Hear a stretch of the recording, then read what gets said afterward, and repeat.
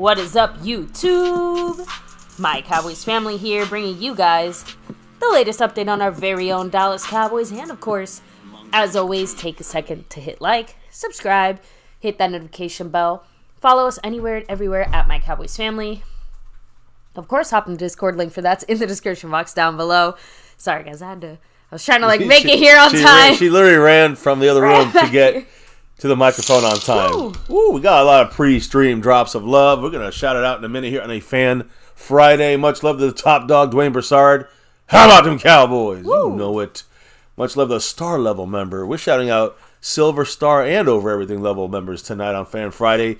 We got a lot to discuss. This is a combination of must-win matchups and pre-game preview of our Cowboys wearing our navy blues at home against I think the Road Lions. We got a lot to say against these Lions. Yeah, we're going to talk about it here tonight, so buckle up. It's going to be fun. We got a lot to talk about, though, here, and we got to start off with the people that make this side of the world go around when it comes to the My Cowboys Family crew. Talk about you.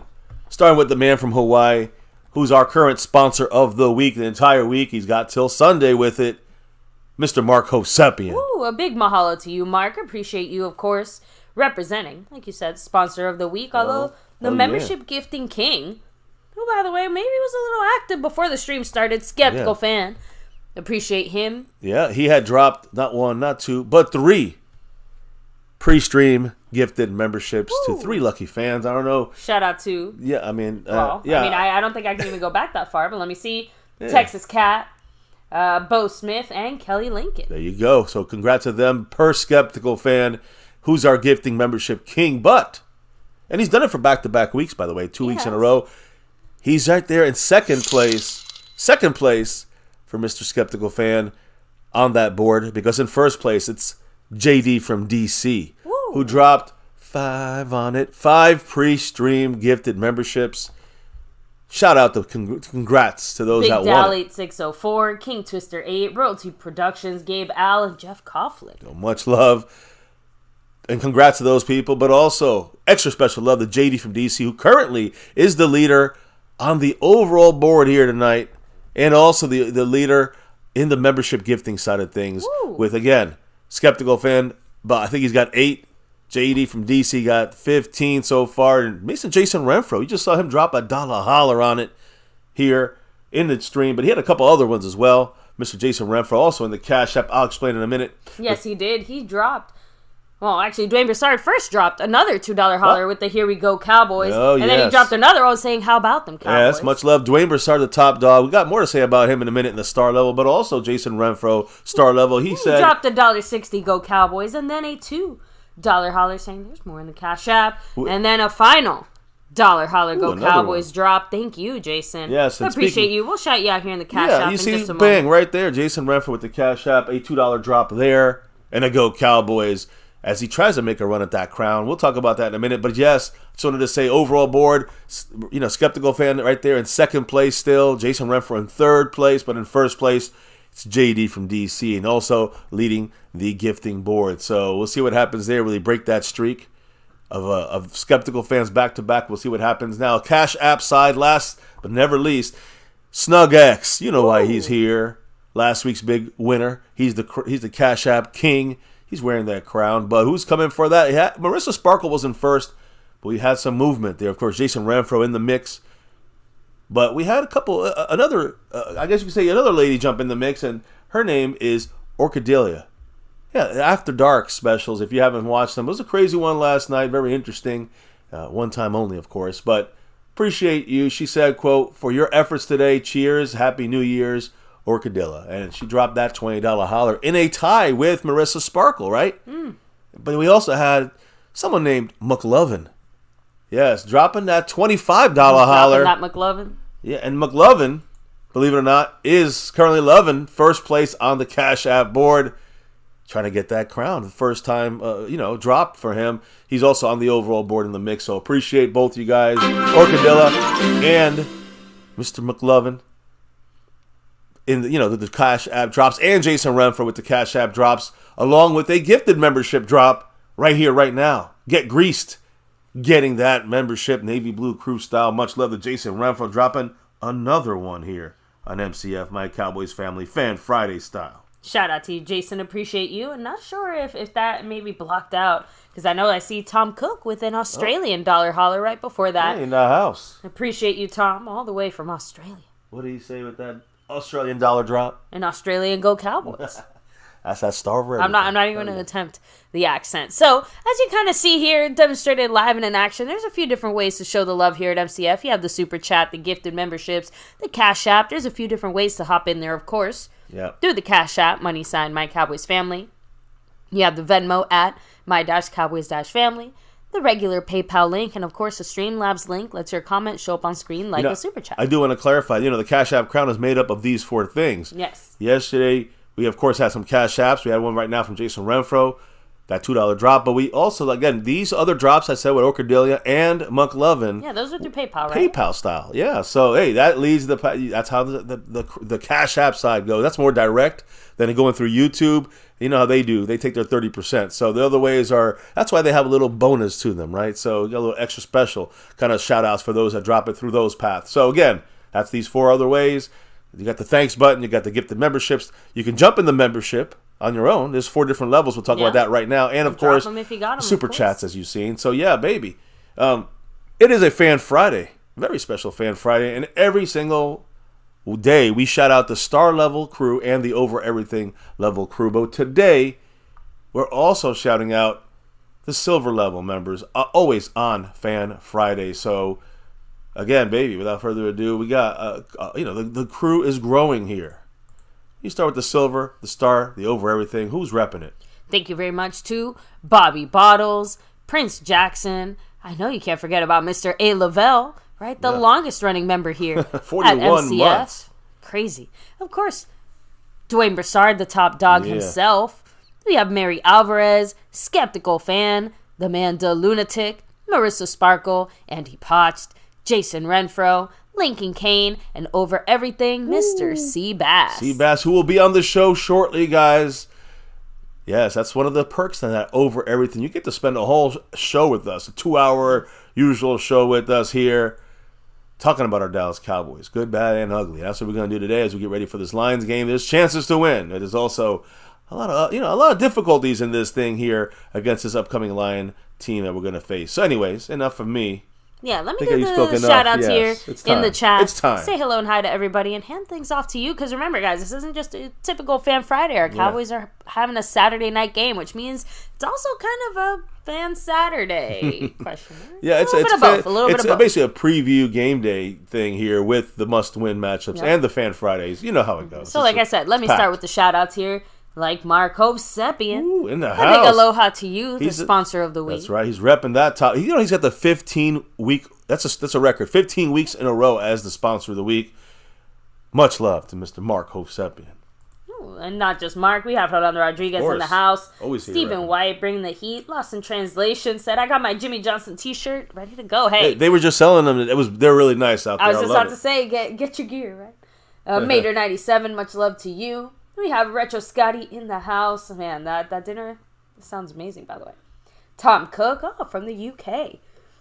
Hey, the Cowboys are international. He's not interstellar. So I was an Australian then, right? It said A. I'm guessing it was Australian in some capacity. He might be in the UK right now. That's but what country in the UK starts with A? None. No, I know. That's what I'm saying. Yeah, it's Australia. Yeah. Anyway, get greased. Of course, Daniel Berry Sports, much love. Jason Renfro, the man himself. Dwayne Broussard, the top dog. I love when you see dropping those emojis, right? Dallas Cowboy 92, hello and hi to you. Rolling back a little bit. Of course, skeptical fans always stay skeptical. Always. Matt Persico in the house. What's up, Matt? We have Royalty Productions. Hello. El Cool. What's up? Much love to you. Of course, JD from DC. Appreciate you. Yes. Rolling in the house. Thomas Garrett, the superior Garrett. El Cool, hello and hi. Asmodeus, what's up? Michael Autry. Thanks for rolling through. Freedom First was not first. I'm sorry. But Scorpio was first. He's one of the OGs here as well. Scorpio. Jumps and Cowboys. Howdy to you. Appreciate you all the way from the 956. Everybody here's rolling, hanging with us. Thanks for being here. But let me hand things off on the official side of things to the Mr. MCF. So, let us know welcome. what is the Cowboy adjacent news throughout yes. the NFL and the sports Sorry, world and beyond. I was actually at this point, I'm waiting for like I don't know, a hockey thing to be cowboy adjacent. No, not quite, but you know. You sure? Not this time. Okay.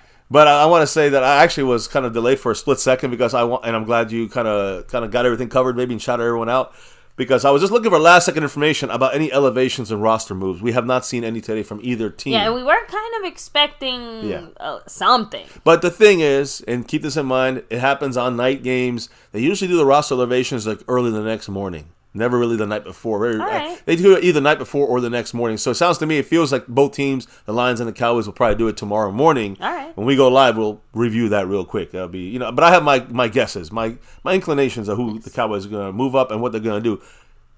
And I'll say a couple other things. There's nothing educated inclination. Yeah, nothing new on Rashaan Evans as well, being picked up by anyone, and not us either. We didn't put him back on the practice squad as of yet. So just open it up like that. Right, Not that red Cowboy news. There's nothing on that right now on that forefront. But we'll discuss that, I'm sure, throughout here. And also, I want to remind everybody that it was 9 about an hour ago, but it's 8 days until the regular season is over. 8 days, guys. Next Sunday, the regular season is over, and the playoffs begin after that. There's still 7 playoff spots that are still open. So basically half the spots are still open in the NFL. So it's going to be interesting last 2 weeks here. A guy that we like here, Cowboy relevant, Ryan Clark. He's on Get Up now and on news, different sports channels right now. But he's the one level-headed, logical analyst I hear out there, and he usually is pretty pro-Cowboy as well. He gives it a fair shake for the Cowboys. Today, he made a comment, not Cowboy related, but again, former Steeler safety, right? Ryan Clark, quote, "Let's be honest, Sean Payton, the coach of the Broncos, has behaved like a thug since he arrived in Denver. He's undermined and undercut Russell Wilson at every turn." Now, that's what he said this morning. Okay. And, I don't know if that's actual his purpose for Sean Payton's purpose. But Russell Wilson now getting benched. We know it's a money move. We know he saw with Jalen Smith, the reason why we cut him in the middle of the year. We've definitely seen, at least, from some NFL clips and things like that, like, Sean Payton has looked like he's gotten maybe vocally disrespectful, but at the same time, as we all know, head coaches sometimes have reasons to get vocally disrespectful. Yeah, so it's hard to judge it just based on, he yelled at Russell Wilson or something. Yeah. Yeah, it's more about the move of benching him and now basically saving that money so he don't get injured and then they'll have to pay the next year. They can have an out to cut him. So either way, that was one comment there by Ryan Clark. But then later on in the day, recently released safety Kareem Jackson, who was picked up by the Houston Texans off waivers, agrees with Ryan Clark's assessment that Sean Payton has been acting like a thug since being the head coach of the Broncos. He said, quote, "The truth, RC." And again, another former Bronco now with the Niners, Randy Gregory, former Cowboy, also sided and agreed with Clark. Well, goddamn. So it sounds like Sean Payton is acting like a bit of an asshole thug and pushing around, moving, doing things like he's like the king, like the king of the Shah of Iran. Let's put it that way. Marco Seppian in the house. Much love to Big Mark, our sponsor of the week. Kicking it off with that 5 on it for him tonight. What did the man say? I know he's always breaking down something on our Cowboys. He said, "I heard they're looking at Collins. Just to brag, I said months ago, our left tackle and right tackle had injury concerns, our right guard had age concerns, and rookie Mozzie and our tight end would blow."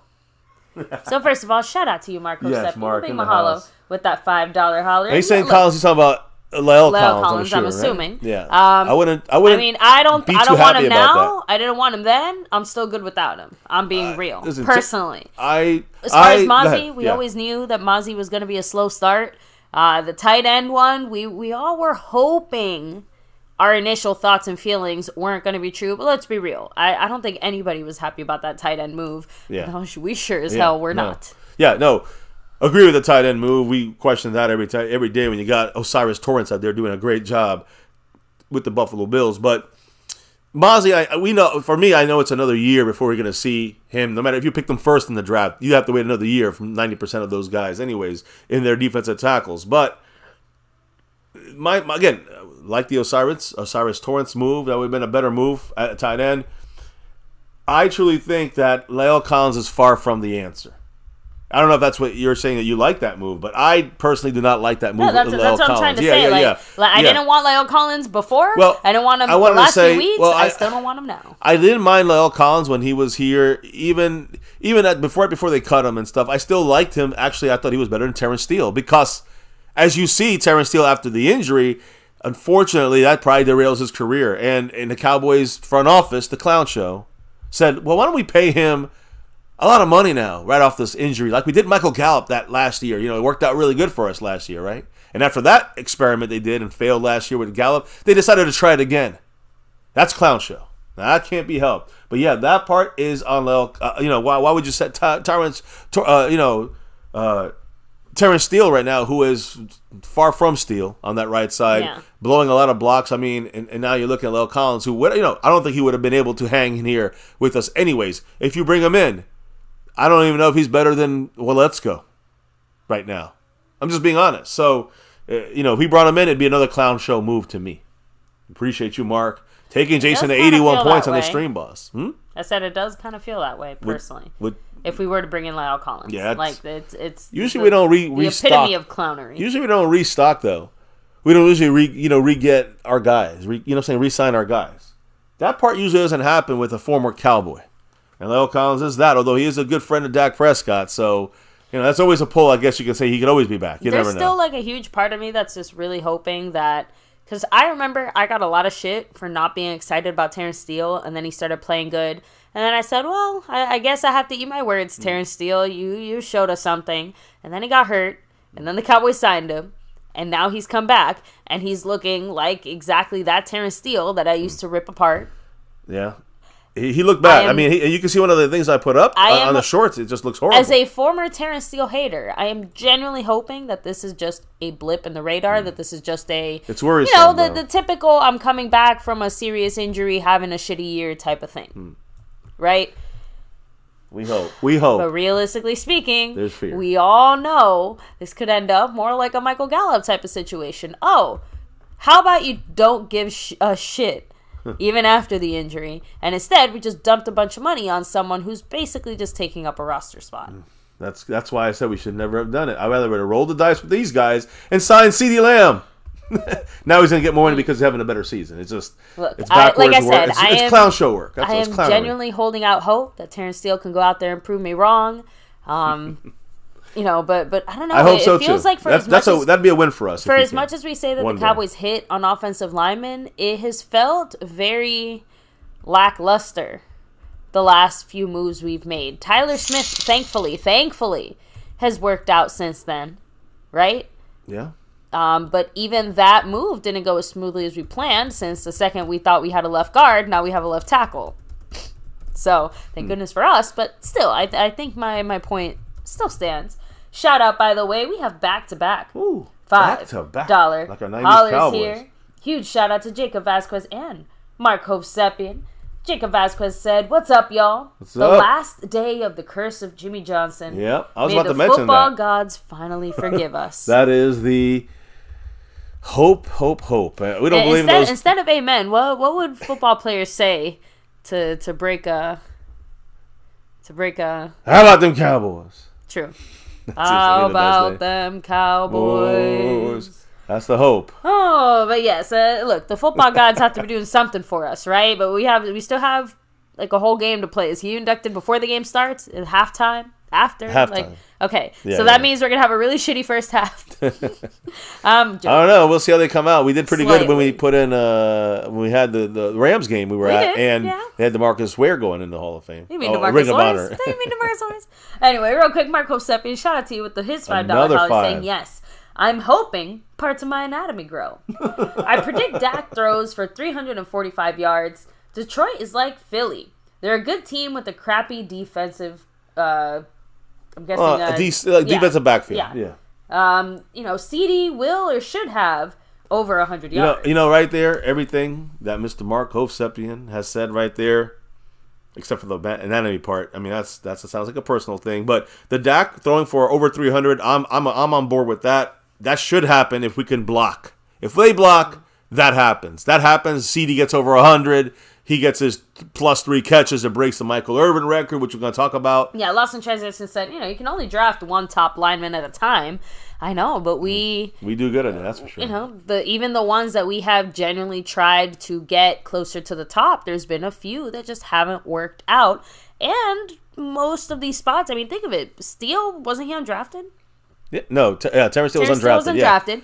Beatis was like a third, fourth round pick. Lel Collins undrafted too for other reasons, yeah. And trust me, I'll be the first to say it doesn't necessarily matter where you're drafted. It's more about the fact that Tyler Smith was the first injection of real top-tier talent and not just settling for like a late second round, third round, something Don't be surprised if this year we do that again in the first round. I would not be surprised in the trenches. I would be so grateful, so happy, because offensive linemen are not like defensive linemen. It doesn't take them that long to They usually shoot out there. If they're a top first-round guy, they are first-round immediate. And I'm sure that for lots of you guys, the Jimmy Johnson induction is going to be very special just because, he was your coach. Maybe. He's all the We're going to talk about him in about 10 seconds here because, yes, that's, again, I lived through Tom Landry years, and he was already a legend when I started watching. So, as a child, Tom Landry is like the Dallas Cowboys. Him and I didn't see Roger Staubach play. Yeah.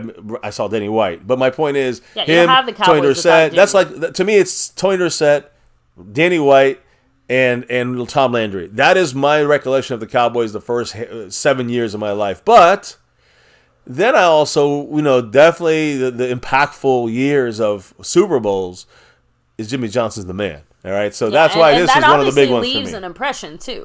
Yeah, both of them.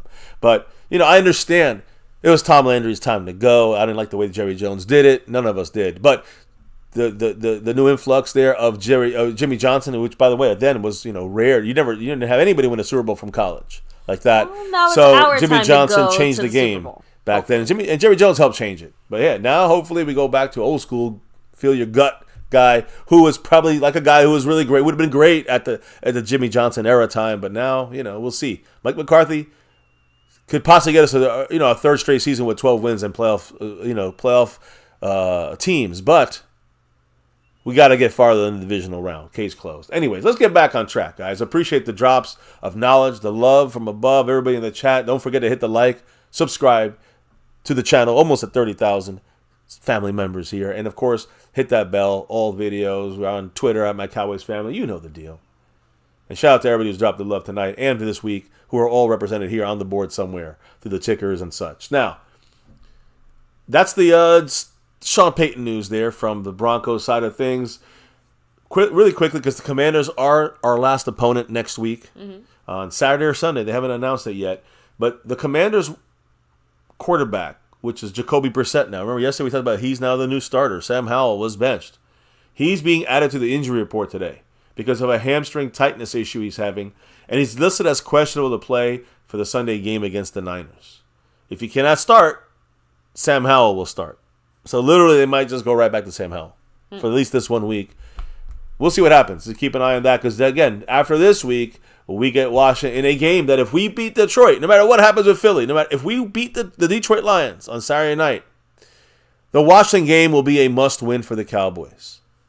If we lose to Detroit, pretty much done. I mean, unless the Eagles lose as well, which would make me cry because that's the loss we needed from them.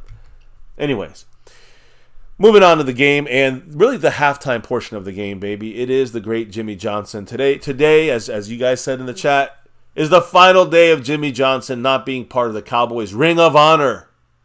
The legend, Jimmy Johnson. Jerry Jones, he did speak today. Jerry Jones spoke today, and he addressed this situation here.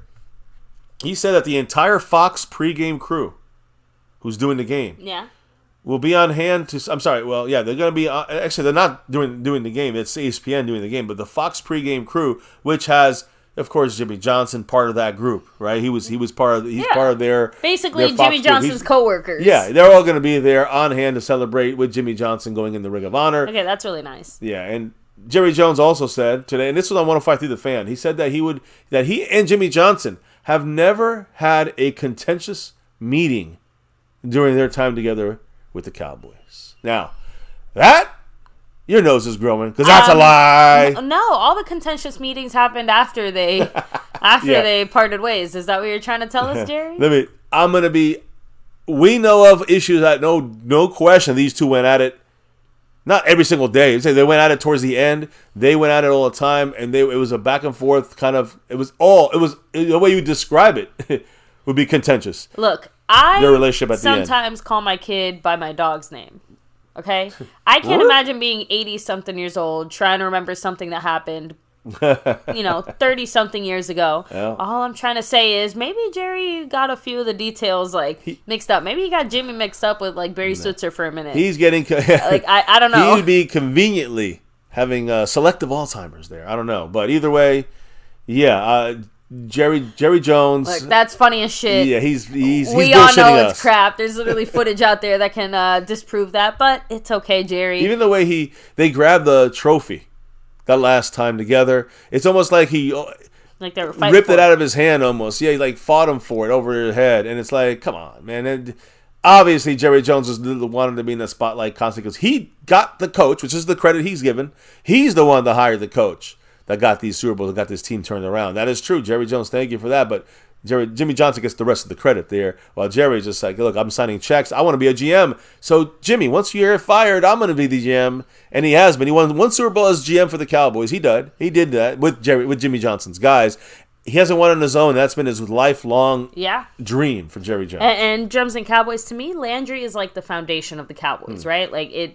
You can't think of the birth of our team without thinking of Landry, without thinking of all the great, players that came through his doors back then and how he was able to lead us through, Super Bowls, some successes, some failures, but mainly great things. But he's the foundation. Yeah. To me, Jimmy was what we would consider the more modern Dallas Cowboys and closer to the Cowboys as they are today. Right? Because that's starting to become the glitz and the glamour came hand in hand with the success, but you can't deny that once Jimmy bought the team, Jerry, too many J's. My point is that once Jerry bought the team, the attitude changed as well. So it brought us into what I would call the modern Cowboy era. We just happened to kick it off with, a little more hardware than most other teams. And we've been chasing that high ever since. Dynasty time. And Jerry... 29, 30 years as the GM, one Super Bowl, which was under Switzer, which was Jimmy's guys. Yeah, nobody counts Barry, which I feel bad for Barry Switzer. I mean, it was Jerry. It was Jimmy's team. That's simple as that. The only move that was done by Jerry was the acquisition of Deion Sanders. Outside of that, which was a big move, you got to give him credit for that. To Jerry Jones, not Barry Switzer. Barry Switzer just smiled and laughed. And I don't disagree, but I feel like getting to the Super Bowl is so hard. Even Jimmy had to fight for that shit. So as much as I don't want to give Barry Switzer that much credit, I will give him a little bit of credit. He at least didn't fuck it up. Yeah. Okay? Because he could have got in there and pulled the Jerry and said, I want to do this my way. Anyway. It was done. Sorry. It was done Jerry's way. So anyway, now let's go back to the Cowboys now. And we have to talk like I said, the modern era of the Dallas Cowboys. Yes. That era of the 90s is now, when I was growing up, it was 20 years ago.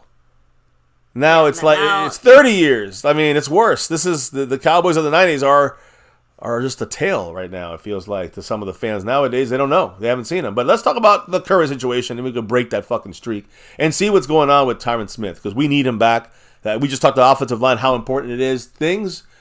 We know the one thing I can report about the situation with Tyron Smith and our offensive line is that it's trending in a positive direction. There's no interview with McCarthy after the walkthrough today. He was not out there. He was doing a 105 through the fan interview. I'll talk about that in a minute. But he spoke a little bit about the situation. Jerry also spoke about the situation with Tyron Smith. The point here is very little news today coming out from the Cowboys about the walkthrough. There's been no changes of designation for tomorrow, so there's no, Tyron Smith is not ruled out like he was last week, but he was doubtful last week. He could have been taken off the report. They're going to probably announce it tomorrow. We'll have to wait and see and hold our breath. But the good news is that things seem to be trending in a positive direction with Tyron Smith and his back. That's the word here, after he missed his game last week. So right now, going by the little things that are sneaking out from the Cowboys front office, the Cowboys organization, it sounds like the Cowboys will have all 5 of our starting offensive linemen for the game tomorrow night at home against the Lions, which is a major, major need for the Cowboys. Jerry Jones today, earlier this morning on 105 Through the Fan, said, quote, I feel good about it. They're feeling good about it. But and they're feeling good about it across the board. The trainers, the coaches, Tyron himself, they're all feeling really good about it. So as far as I'm concerned, Tyron Smith will be playing in the game tomorrow, guys. That's a done deal. I think that's a definite for the Cowboys. Tyron Smith, solid now. That if he's in there and he's playing, trust me, our offensive line is going to do better as a whole, and we're going to need to. Exactly. They have a very good run stop, but a very poor pass rush, not pass rush, but a pass defense as a whole. And if our offensive line is there, that's the key. We can hold them off of Dak. We should have a field day in their secondary. So they're a good run defense, but if we have the run blocking thing going, that could really help us as well. I'll talk about that when it comes to some keys to victory here. So McCarthy also spoke about Tyron Smith, who is, of course, still listed as questionable for the game tomorrow.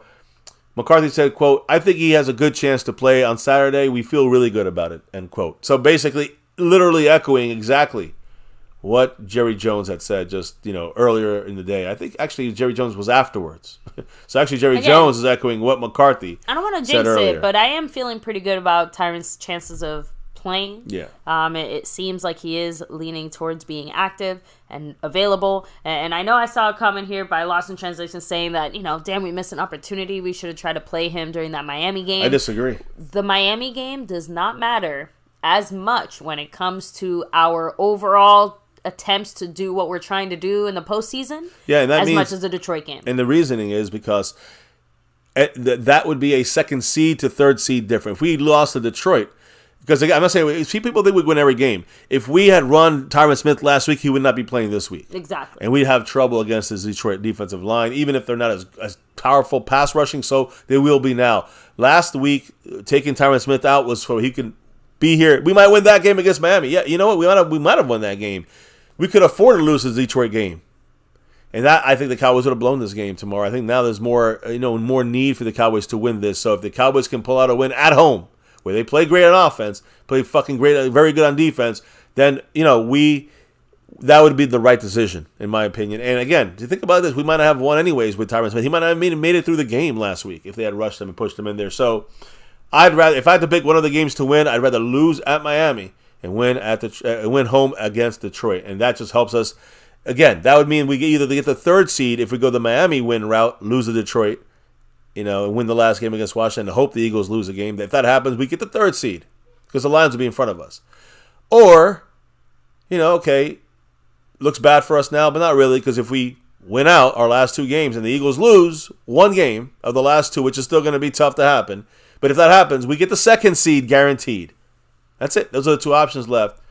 And I personally think that, this is the better move for the Cowboys to try to do this at home with our full team against an NFC team that's right in front of us there right now. So anyway, that's my 2 cents on that. A team that I think we can beat, like Mark Hovsepian said earlier, very weak passing defense. And that's a key for us. So that's the news there on Tyron Smith. That's our thoughts on Tyron Smith. Let's continue. Just one last thing that Mr. Mike McCarthy said today. He said this about the running back situation, running back options, as you see in my title. I think, we talked about it yesterday. Malik Davis, we're going to move him up. No elevations. We cannot move him up because he has no elevations remaining. So we'd have to sign him to our 53 and cut someone else. Or the Cowboys are going to roll the dice with the other two running backs on our squad, which, again, no Rico Dowdle. We got Tony Pollard, the starter, and the other two guys, Deuce Vaughn and Hunter Lipke. So McCarthy was asked what about rookie Deuce Vaughn getting more of an opportunity to play on Saturday night with Rico Dowdle and his ankle ruled out for this game. And McCarthy said, quote, Deuce will be up this weekend. We have a plan and looking forward to it, end quote. That there tells me, and I'm not saying to go crazy, say he's going to have a great game, but like I said earlier, baby, with us throwing against this defense, you want to get Deuce Vaughn in maybe a screen game on purpose. It's like you're giving them the ball in a little bit of open space with a couple blockers. That could be dangerous. I think that's the plan this week, to take some of those snaps lost from Rico Dowdle. I think maybe Pollard gets a couple extra snaps, Again, you get I a couple already from said Hunter it. Lipke, Hunter maybe. Lipke's definitely getting at least a few, so let everybody get comfortable with that again. Yeah, but again, I think the Cowboys will be much more ready now for that and practice that a lot more, especially with the need to have Lipke maybe run a couple more plays than usual. Even if he's in the game, he might not even touch the ball. He might be there to block or to catch the ball, which he also can do. So, again, the usage of the running backs, it just seems, again, they're not going to move up Malik Davis into the 53-man roster. No. That's what it sounds like with McCarthy saying that. There was no moves done today. So we'll see tomorrow morning, and by game time we go live, we'll tell you what they were by tomorrow evening. But nothing done yet, which tells me no Malik Davis to the 53-man roster. Meaning we're going to roll with our guys we got. That's what McCarthy's telling us, if you read between the lines there. But Deuce Vaughn, they got a plan. They game plan for Deuce to be involved in a certain way. So those snaps, you see Rico, let's say he gets 10 snaps. Deuce might have 8 of those snaps on a lot of passing plays to him. You know, he may not get the ball on some of those downs, right? But you cannot have Deuce Vaughn in there pass blocking. That's my only thing. You might have a couple runs, and the rest would be screens or quick passes or, a screen designed for Deuce Vaughn himself. And that's what I think you're going to see this week. We'll see. We'll see what happens on Saturday, tomorrow. Right now, hopefully we're celebrating at this point. Now, the Lions. Let's get it on here, guys, because I want to go through a couple of important topics. And maybe just interrupt me if anyone drops love and stops me in the middle of my discussion here. Again, it's a quicker stream tonight, guys. I told you. There's not a lot of news out there when it comes to elevations, when it comes to roster moves, when it comes to someone like number 32, right? Yeah, it's probably going to be a slightly more jam-packed pre-stream updates. Yeah. Once we go live for our game day reactions. We might have to go live even a little bit earlier, like at 7:45 our time, East Coast time here, 6:45 your time in Central, 5:45, and But my point is that is probably what we have to do, just because there might be a lot of stuff to kind of catch up on real quick before the game, which kicks off, I think, 8:15 Eastern tomorrow. So, anyways, the Lions, just straight up, when you talk about the Detroit Lions, we've talked a lot about them this week, and they've won 5 straight primetime games so far. They're on a 5-game primetime winning streak. The primetime means nighttime, right? Okay. And they're 4-0 this year on primetime. That is the longest active primetime winning streak in the NFL. If you think back, you say, wait, didn't they lose in quote-unquote primetime on Thanksgiving Day? Does that not count? It does not count. It's not primetime. The primetime is in the night. It's the only game at night. Okay. This is, again, it's not considered primetime. It was just the first of 3 games. Like, we're primetime tomorrow because we're at 8 o'clock. Okay. Our night game. If we were the earlier games tomorrow, guess what? That's not primetime, even if you're the only game. So that's just so people understand. That's why they're undefeated this year. They're 4-0 on primetime. The Cowboys, when it comes to us, we're at home. We've won 15 straight home games, the longest active streak in the NFL. So a streak is going down. We got a 15 home streak, and they got a 5-game primetime streak. Either way, though, it's at home. We're on primetime. We're not necessarily great on primetime, but we definitely are used to the eyes being on us a lot more than, let's say, the Lions. But they're doing great this year on center stage in the evening games. Now, I'm going to talk about our offense in a minute and our defense versus theirs and a couple pointers. But first, Mr. Mark Hovsepian giving us some pointers with that 5 on it. Woo! Shout out to you, Mark. Appreciate you. $5 holler. What did the man say as he takes Mr. Jason Redford to 71 Chuma Edoga points? This 2023 draft will kill us. We let so many good running backs and Osiris go. And next year, we need defensive lineman, offensive lineman, running back, and perhaps a receiver. Every hole still needs to be filled. That's what she said. Thank you, Mark. I appreciate you. And again, it could kill us. We know that Could at least a good chunk of those players, like for example, we might need running backs or receivers, but those are not going to be first, second, third round moves. Like those are going to be the undrafteds and the 6th round and 5th round guys, of our draft. That's just reality. D-line and O-line, probably on the more high-value side. Heck, I even give the Cowboys the tiniest bit of credit. Watch us do another Gilmore Cooks-esque type of move. Yeah. At least one. At least one. So there you go. I mean, that's a great. No, it's a great way. Again, I do agree that the 2023 draft is not looking good so far. You always got to let it pan out a little bit more. But right now, it looks like there's nobody in this group right now that's going to make it. But we'll see. And I do agree there was some misses by the Cowboys. You could say at guard, Osiris Torrance. like we've been saying since the draft, and also at running back, which again I kind of wanted to see more. There was a lot of running backs. We talked about it. There's a lot of choices. I mean, Zach Charbonnet, I think he was drafted a little earlier, but that guy's like a starter over there for Seattle. This is a lot of guys that are quality guys that could have been playing right now for this game, and now we're going to have to utilize Deuce Vaughn. So let's see what they do. You know what I'm saying, Mark? Let's see if they have any plans to use him, but is he a long-term solution? Probably not. Is he a one-game kind of stopgap? Maybe. We'll see what happens. You know what I mean? We'll see what happens. Appreciate you always, Mark. And go Cowboys. He's moving up this board, by the way. Moving on up. I got to update that in a minute. But first, let me just give you a quick little glance here at the Cowboys on our offense against this defense we're going to be facing. The Cowboys offense is averaging 39.9 points per game at home. Now we're like 31 per overall, but we're almost basically 40 points a game at home. That is number one in the NFL. Obviously, I mean, yeah. At home, 39.9 points per game. The Lions defense, their defense, they're allowing 25.3 points per game when they're on the road. Overall, it's like about 23 points a game, but 25.3 on the road. That is the 8th worst in the NFL. And just another additional kind of note here. I know Mark had touched on this earlier, comparing them to the Eagles, but the Eagles are a good team.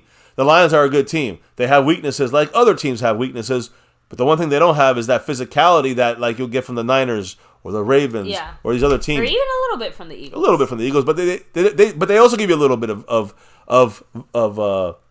physicality with the Lions' run game. We'll talk about that. But my point here is, Mark, you really can't say we haven't played good teams this year, even at home. We've blown them all out, right? And I think that's why I keep saying that I believe a lot of this has to do, some of it has to do with the quality of team, but a lot of it has to do with the fact that the Cowboys are playing at home at a different level than on the road. And the Jets, easy game, right? Boom. All right, whatever. New England, easy game at home. Boom. The Rams, they're a playoff team at over 500. That's a tougher game right there, right? The Giants, whatever crap, Washington crap. Seattle, they're over 500, right? Yeah. I mean, they're still hanging in there. Not the greatest, but they're still hanging in. Over 500. Eagles, over 500. So 3 out of our, what do we have? 1, 2, 3, 4. So, 1, 2, 3, 4. So 3 out of our 7 games, I think, so far at home. 3 out of those 7. We're against the tougher teams that are playoff teams and fighting for playoff spots, over 500. So you can't really say that anymore. You can say, well, they weren't as good as the Niners. Well, yeah, no one is as good as the Niners and the Ravens, and there's only 2 or 3 of those teams, and we played one of them and got our asses handed against them. But the Eagles are considered a top team. With the Rams are a better team. The Seahawks are a better team. Again, so we have some challenges. At most, you can say, you can only beat teams when you're at home, and at that point, we have to take that criticism straight on the chin, because so far, apparently, that's true. And that's what I'm going right? by. My point is, like, that's something you can say and actually back it up. Yeah, we can play better against the better teams. There's no question about that shit. But when you look at the playoffs, that's what matters. And again, you can just stop at number 4 over there, because that's where the tiebreaker can only go to, and the records would have to be now 8-4 for both of them, because we'd have to, it'd be 9-3 for us and 8-4 for them. We need them to lose to the Cardinals or the Giants in the final week. If that happens, that's the tiebreaker. We win if we win out our games. So that would give us a second seed. That would give us 2 straight home games against weaker opponents. You can say that it's going to be a wild card team in the first round, and it's going to be a team like the Eagles or the Rams or the Lions in the second round in Dallas. So that's the guarantee if you're a second seed. If you're the 5th seed, we got to go road game, Super Bowl game. So obviously, we got to get lucky. The Eagles have to lose a game. We got to win both. That's in our hands. So as long as we win 2, the other 50%, we got to hope that works itself out there, and hope the Cardinals or the Giants can pull out an upset. If we don't, we get the 5th seed. It's going to be just a very hard road for us on the road to win against better quality teams. That's a duo that we get screwed over with, and we are not good at right now with this McCarthy, Jerry Jones team. But if we get that 2nd seed, there's a chance that we can win that 1st game at home, win that 2nd game at home, because that's when we play fantastic. And then that 3rd game will have to be on the road, probably. It could be, if the Niners get knocked out, it's at home for us as well to go to the Super Bowl. Or if the Niners win, it's in San Francisco. Well, there's a game we had to fucking overcome anyways. That's the 2 options for me. And that road option at 5 which is the probable option, it fucking sucks to me. That's like a one and done for me, in my mindset. So when it comes to the home ability, the home team, Cowboys, when we're at home, the way we play, guys, how good are we? If we win, if we are able to beat the Lions on Saturday, we'll be 8-0 at home. The only other times the Cowboys were undefeated at home were in 1981 and 1980. The Cowboys also scored 279 points so far at home this year. They need 13 points at home on Sunday to set the Cowboy franchise record for the most points scored at home in a single season ever. The previous record was in 2021 with 291. Yeah, you heard me right, with Kellen Moore and Dak Prescott.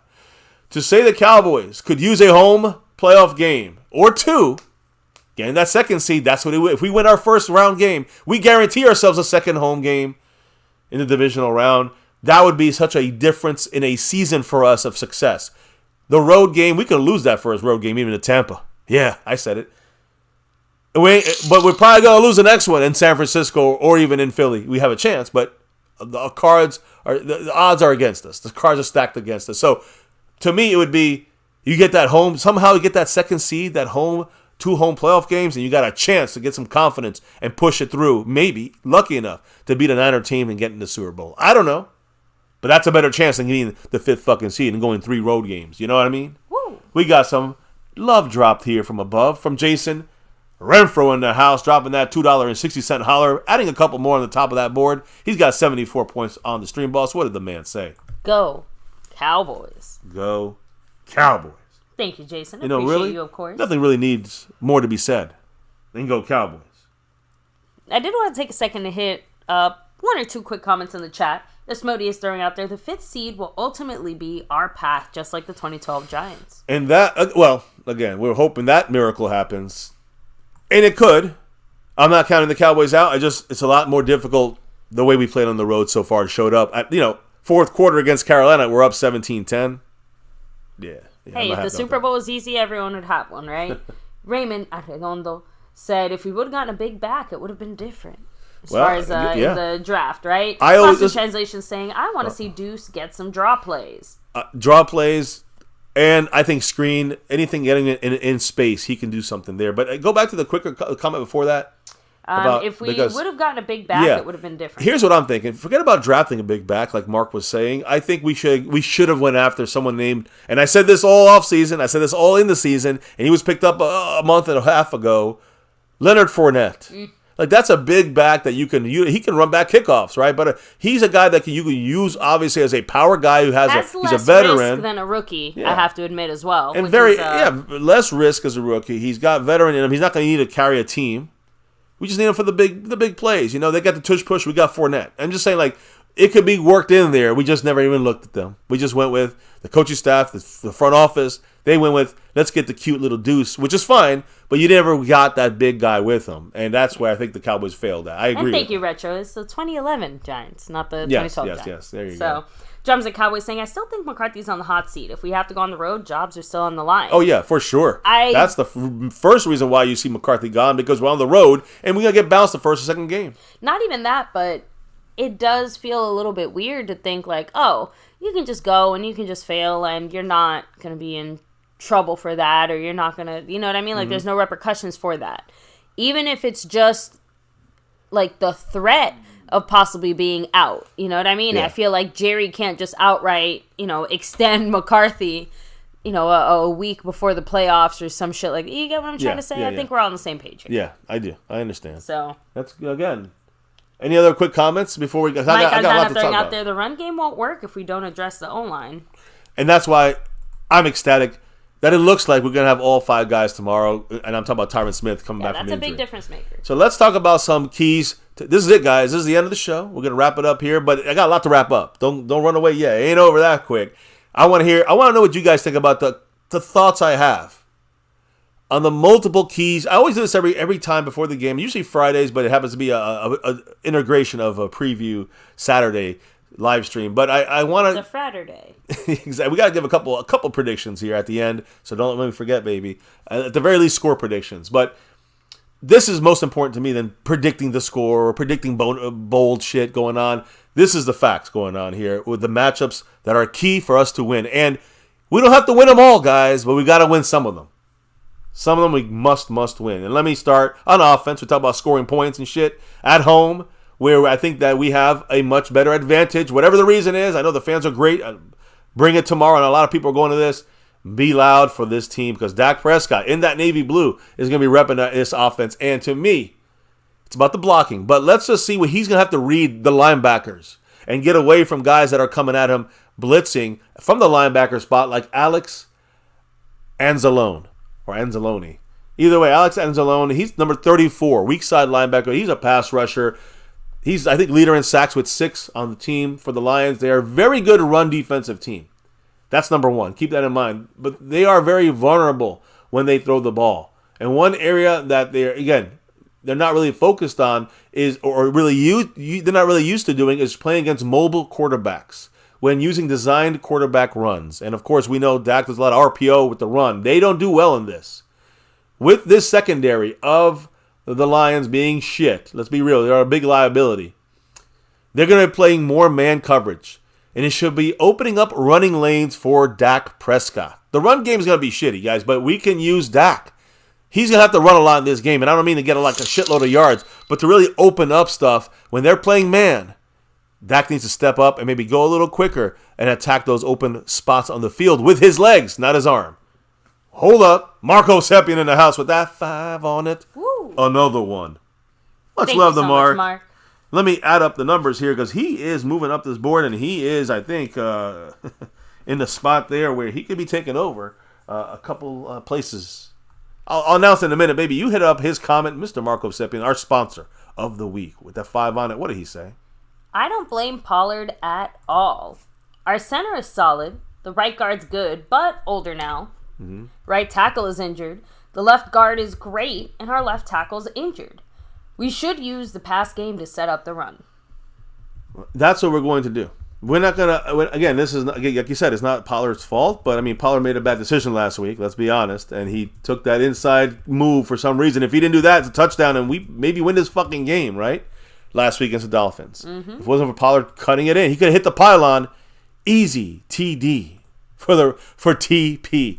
That to me almost comes down to more of a, like, I hate to put it on the coaches, but when we're talking about discipline and things like that, those are the types of little kind of coaching mistakes or errors, like football preparedness. You know what I mean? Hear you, but that's a natural thing a running back knows to do. He's been taught that since Pee Wee.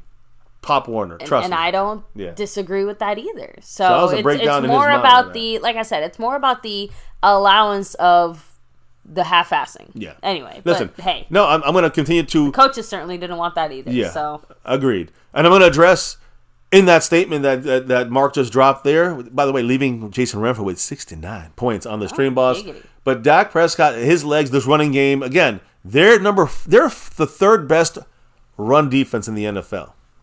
And the 4th best offensive running offense in the NFL. So they know how to run and stop the run. That is the Detroit Lions' MO. That's their specialty. So the one guy they don't know how to stop, the one guy they might have missed with the mobility, and they have mobility quarterback issues. They have issues with mobile quarterbacks, and they play man. So they're going to be down the field not seeing what Dak is doing, and as soon as those pockets open up, you take those 7, 8, 10, 12 fucking yards, Dak Prescott. I got to see more of that. Now, he's not going to be Lamar Jackson, Justin Fields, guys, please. But that's what they were able to get a lot more yardage against a team that's looking for. They're looking for Fields and Lamar Jackson to run the ball, and they still couldn't stop that.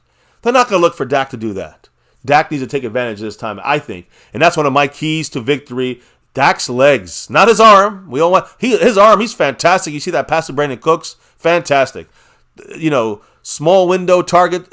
Number 1 in the NFL, this guy, right? Accuracy is fantastic for Dak, but use your legs in this game at times. When you see these things open up, attack it. You're still going to be able to use that arm. He's going to go for over 300, but use those legs because they're going to be pockets of space to run. JD from DC running in first place on the overall board, representing that star in enemy territory. What did JD have to say, babe, with that 5 on it?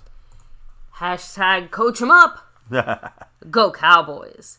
First of all, JD from DC, I want to shout you out as well for the 5 gifted memberships in the pre-stream drop. Appreciate you. What's up? And again, that's all I'm trying to say is that if we want to yell at the coaches about certain things, we should still be asking why our coaches aren't pushing our players to finish plays. Because if it was just a Tony Pollard thing, then yeah, I would say it's a Tony Pollard thing.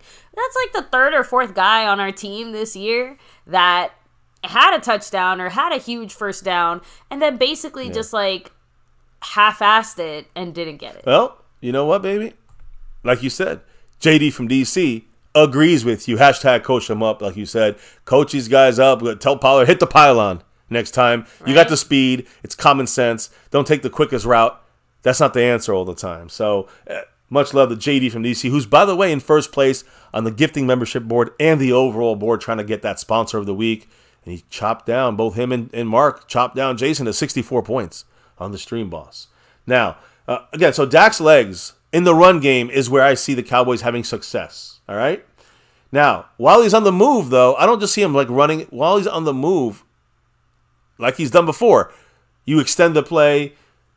He still looks downfield, Dak. So he can. Sometimes you'll see him run, but sometimes he'll extend the play, and then instead of taking the 5 yards, he'll throw it for the 15 yards because he extended the play and the receiver got more separation. This is something I've been talking about for 6.5 years on this channel. And they're finally doing it more often. I'm happy about McCarthy at least using Dak the right way finally. So, again, the Lions have not been able to kind of...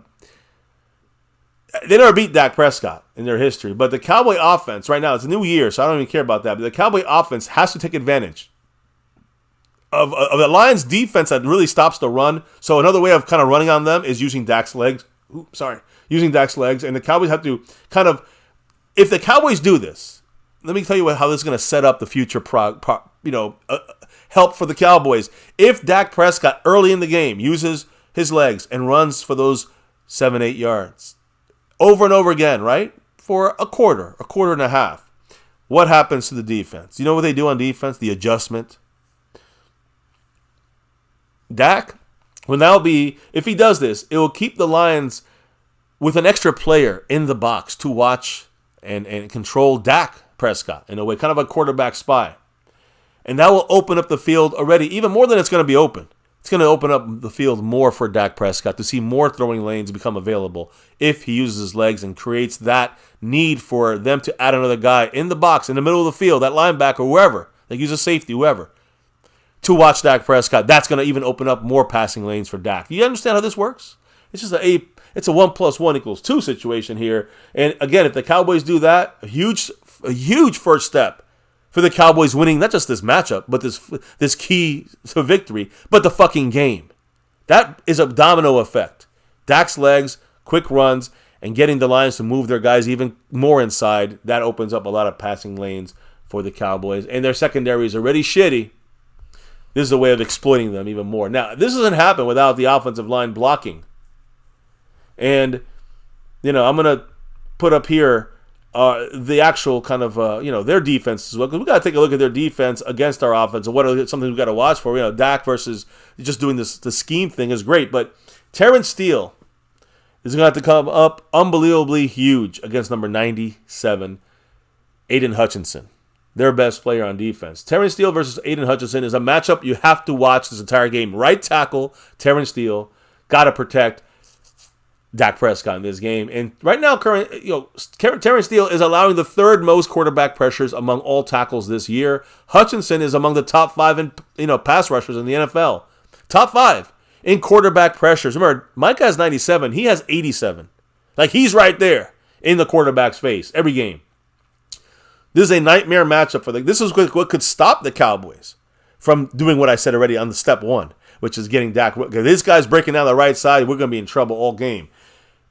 It's no secret that Terrence Steele has been struggling, especially not in run blocking. He's actually decent there, still struggles there, but in pass protection, horrible. I'm embarrassed to put up the touchdown play that Dak threw to Brandon Cooks, that tight window throw to take the lead against the Dolphins. Watch Terrence Steele's block. I mean, it was a basic roll inside by the defensive player, and he completely fell to the right on the. I mean, what the fuck? I don't know. I gotta say, well, let's go. Maybe he needs to go in the game. I don't know, but either way, he's struggling in pass protection horribly.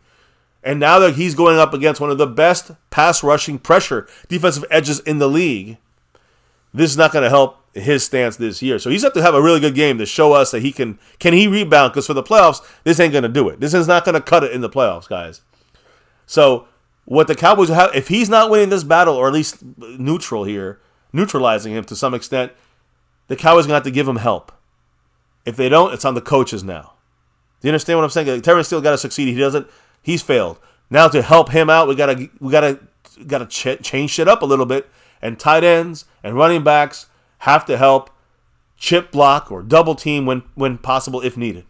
That's all. So, when you look at this matchup against the Eagles, Terrence Steele, since then, allowed 4 sacks against the Eagles back on the road in Philly 2 months ago. He's only allowed 1 sack in the last 7 games. Now that he's kind of settled in now on the back half of the season. Still not playing great, though, allowing a lot of pressures. This week, of course, with second-year defensive edge rusher Aiden Hutchinson, he's going to have to just stop him on both disrupting the run play and, of course, in pass protection. So, Hutchinson, just so you guys know, I'm looking here. Hutchinson has combined for 16 sacks in his 32 games so far he's played in the NFL. But it's really his presence, not just in pass rushing, but defending the running game, which is something that nobody else, it's really hard to find. Like, it's kind of like DeMarcus Lawrence-ish a little bit in this sense, right? Gets pressure in it, doesn't really get the stats, but he stops the run. So this is where, again, we know they have a great run-stopping team. I don't expect much from Pollard or from any of the other running backs, but from Dak, like I said, there's a way of utilizing him in this game. But it does set up a big opportunity for Steele to maybe get back some momentum before the playoffs. And again, we get Tyron Smith back, and then Terrence Steele. Maybe he won't have as many struggles because the whole offensive line is a little more together. But until it's proven otherwise, Terrence Steele is definitely our weak link right now when you look at this offensive line and the matchup this week. So, relentless pass rusher number 97. He leads the team, I think, with tied with the lead with Anzalene. He also has 6 sacks and over, like I said, 87 quarterback pressures. So Steele's going to have his hands full. They might even add extra, like a power rush with Aiden Hutchinson on the left side of their defense to our right side to give us extra problems and extra pressure through Terrence Steele's spot. They might try to attack that spot. We must be ready for this. So Steele will need to keep Hutchinson in front of him at all times and not allowed to cross his face and chop inside, because he'll stop the run and he'll get pressure on Dak depending on what we're doing in the passing game if Aiden Hutchinson is able to do that to Terrence Steele. So this, obviously, we don't do any of the other things without Terrence Steele and the offensive line blocking. We talked about Tyron Smith being back. I talked about the O-line health is as best as it can be, at least as far as our 5 starters. But they got to bring it this game, or we're going to be struggling on offense again. And I say again as in the Dolphin game. Not on Dak. This is on 2 things. I think offensive line and also coaching adjustments that got to be made to help out where you're failing on the offensive line. Now, another guy in the mix here on offense that we're going to watch in a very close way, baby. The last guy in offense, C.D. Lamb. Woo. And who is he going to go up against, baby? 2 different guys. Cameron Sutton, who's questionable with a toe injury. If he's even playing tomorrow, he will be, of course, weakened. He won't be 100%. He's number 1 on this team. You see him at the bottom right there. Cameron Sutton is the starting left cornerback. The other guy you're going to see him out there with is Brian Branch, defensive back. He is their nickel cornerback. And we know we use a lot of CeeDee Lamb in the slot. So, if you were wondering what number Brian Branch is, number 32. Those are the 2 guys you're going to see CeeDee Lamb matched up against most of this game. And when you look at CeeDee Lamb versus Cameron Sutton, number 1 on your screen there, the Cowboys want to win. You got to, again, Mark Hosepian said it, I agree. He's going to have over 100 yards this game. This is where you go through to win the game in the air against this defense through CeeDee Lamb. You just see how different the offense performs. Not just at home, but when we go through CeeDee Lamb and he's targeted a lot in a game. This week he has a chance to really break some records. We'll go through that in a minute. But he really can also damage a Lions secondary that ranks 23rd in passing. 23rd best defensive passing team. They're 25th in allowing touchdowns in the air, passing touchdowns. 25th in the league. They've allowed 24 of those. And they're 24th in net yards gained per attempt. Every attempt, they're allowing 6.5 yards, whether it's a run or a pass. That's, again, 24th in the NFL. That's horrible. This team on defense can be had and had often. It really doesn't matter who CeeDee Lamb will be matched up against because the Lions, you know what they do? Man coverage. A lot of man coverage. Dak loves the man coverage, and CeeDee loves man coverage as well. So the first look on the outside for CeeDee Lamb is going to be against number 1, Cameron Sutton. That is their overall, I would say, best cornerback, but he has been attacked. And when he's attacked, the teams are effective against him this year. When you look at opposing quarterbacks against him, he's allowing quarterbacks to complete 61% of their passes against him. So basically, basic math, every 10 passes against him, 6 are being completed. That's not good. Last week, he was targeted 4 times. He allowed 3 completions for 83 yards. And that's their best guy on their secondary. CeeDee Lamb should be ready to eat up some yardage here, try to get that Michael Irvin record, and Dak Prescott must be hungry. He's going to put up 300. Maybe all through CeeDee Lamb. I don't know. But either way, who's the other option? Again, like I said, number 32, Brian Branch, who is a rookie, by the way, having a great year. You got to be careful. In his second year, right? Sorry, he's a second-round pick, but I'll get to that in a minute because we got Tom Cook all the way from UK, dropping the love with Australian money. He is now in the membership because of the Man in the Silver crew on a Fan Friday. We did shout out the man, Bobby Bottles. Ooh, Bobby much Bottles, love and much appreciation. Love. I appreciate you. And shout out, yes, to Tom Cook for winning that lucky gifted membership. So thank you, Bobby Bottles, again. Appreciate that. Yes, I'm updating the board for you. He's on that gifting board as well now with Jason Renfro at I think he's out 4. Skeptical Fan at 8. And, of course, JD from DC with 15.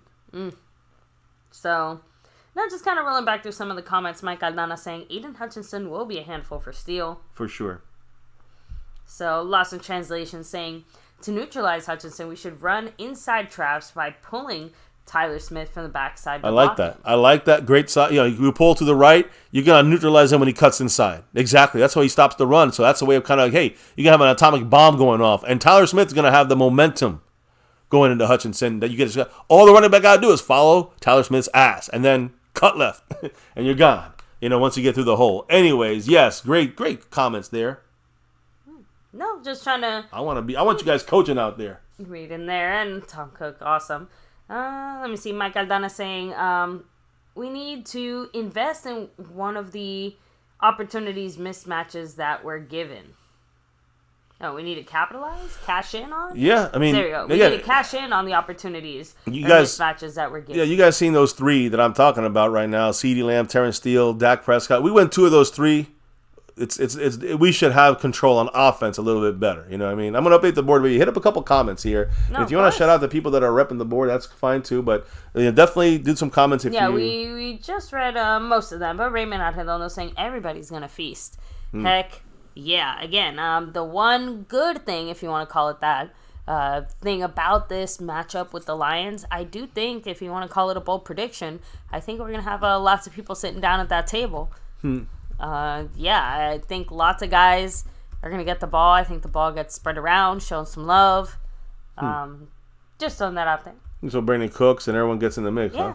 Yeah, one way or the other. So, then shoot shout-outs, baby. Yeah, real let quick me go ahead and do the shout-outs here. Of course, like a big mahalo to the sponsor of the week, Marco Seppian. Appreciate you. Of course, you can see up above Jason Red for the stream boss holding on still with 64 points. On top of that, of course, we have our membership gifting king. Yes. Skeptical Fan. I appreciate you, of course, back sharing weeks. the love and showing the love. Yes, and of course the Cash App king. I know. Yeah. Stanley Smith. No. Right? No. You know why he's here. Oh, that's right. Snug X. Yeah, baby. There we go. Sorry, I'm still stuck in last week. But thank you, Snug X. Of course, appreciate you. I got to finish doing this, but you know the leaders? You know who's leading the boards right now? That's your job. Hey, we all have our jobs here at MCF, and that's yours. McLovin is the leader right now on the Cash App side. You got the overall leader. It's JD from DC, baby. He's also leading the gifting memberships right now. That's right. let's lock it in for this game, and I'll keep locking in your names here. Let me update. I got one more name to update, and I think we're all caught up. So hit up a couple last comments. I see a bold prediction I really like already. Jason Renfro said CeeDee Lamb, 200 yards and 2 touchdowns. Yeah, does McCarthy remember he has CeeDee Lamb? He might, since we're at home. Right? Yeah, well, just throwing that out there. And also, I know that's a bold prediction for sure, Jason. It ain't going to be that easy. But it is possible. He had 191 against the Eagles' shitty defense in Philly, with 11 catches. And that would, by the way, break the records. And I'm going to get to that in a minute here. Perfect timing for this. Much love, Jason Renfro, with that comment. And much love to Bobby Bottles, who was dropping that gifted membership there, which I actually didn't add him to I added him to the overall board. He's in 16th place right now on the board, but I got to add him to the gifting board here, of course. Right now, he's sitting in 4th place there. By the way, Lost in Translation said, I played left guard sometimes to take care of defensive ends and tackles to open holes. Yep. Those are one of my favorite plays. So, hey. Hopefully have some fun with that tomorrow. We love people contributing to the team, right? Snug Egg, shout out to you. Bobby Bottles also said, as long as we don't start the game off slowly, we should be able to take command of this game in the 3rd quarter.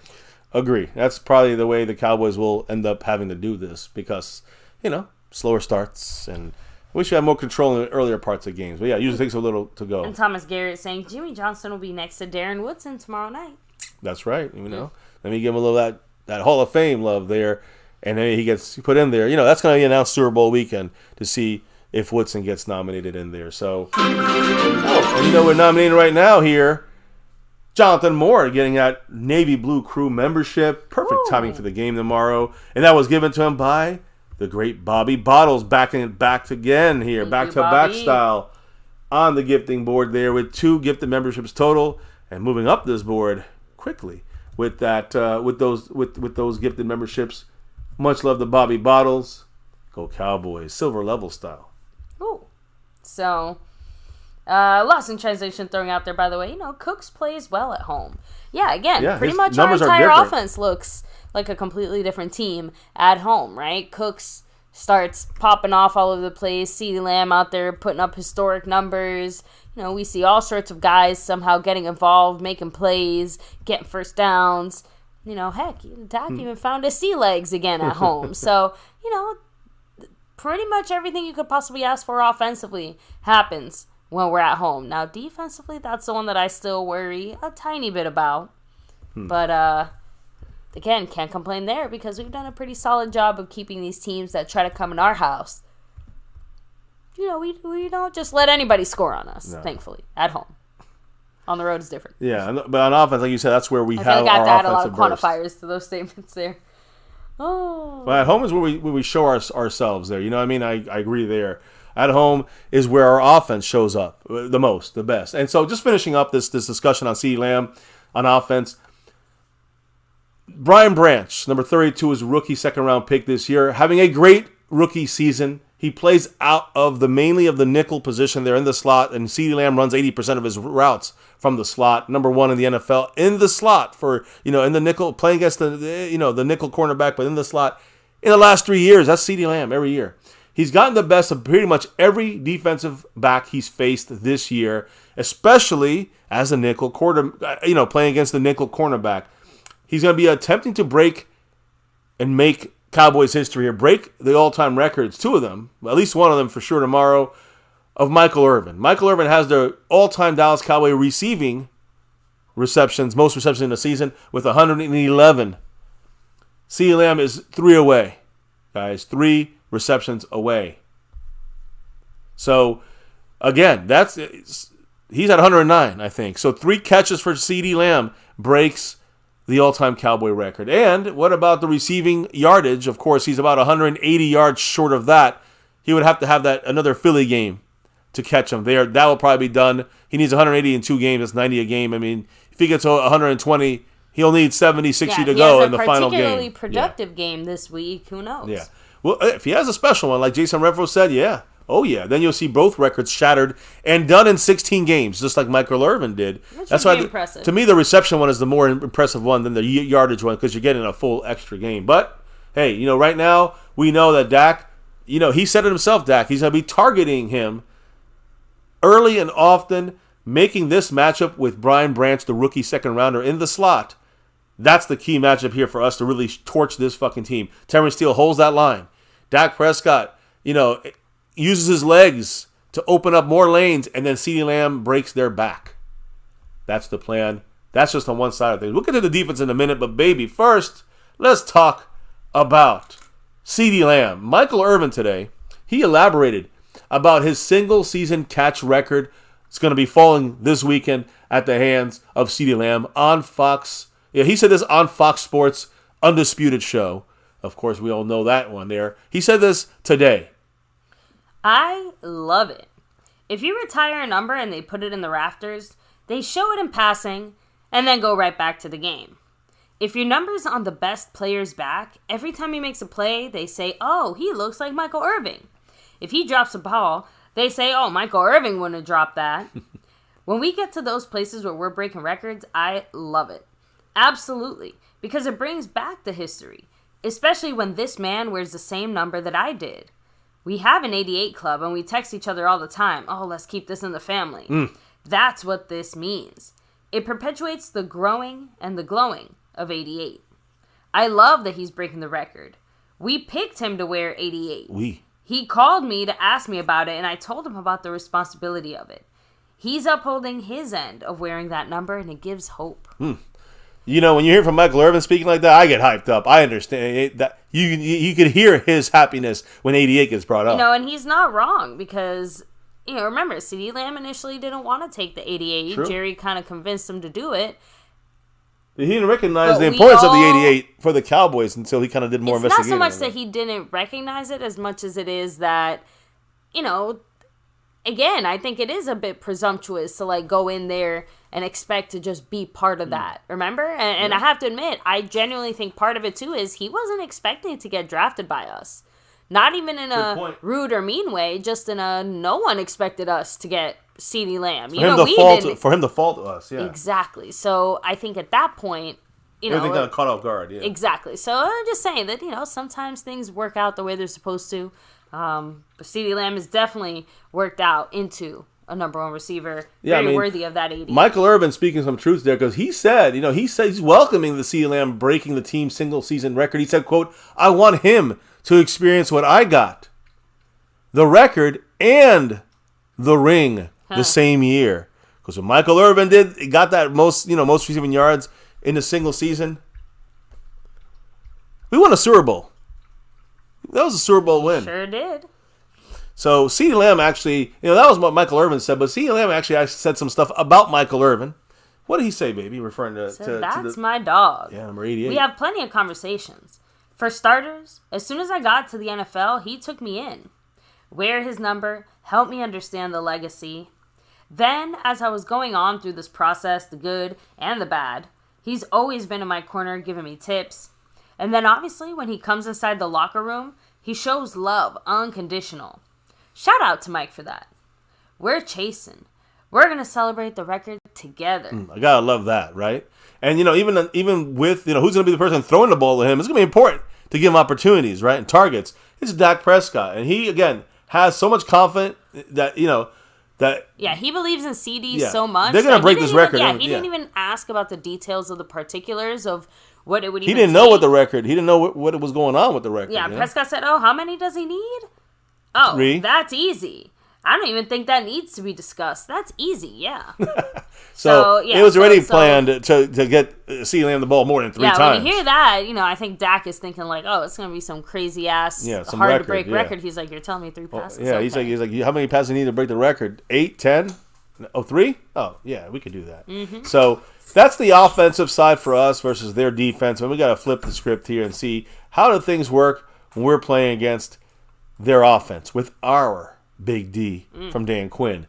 And the first guy I'm going to bring up here, guys, in our keys, is to me the most dangerous guy. I just posted a short on him today. The Lions rookie running back. A lot of rookies to talk about here for the Lions. Rookie running back, Jahmyr Gibbs, number 26.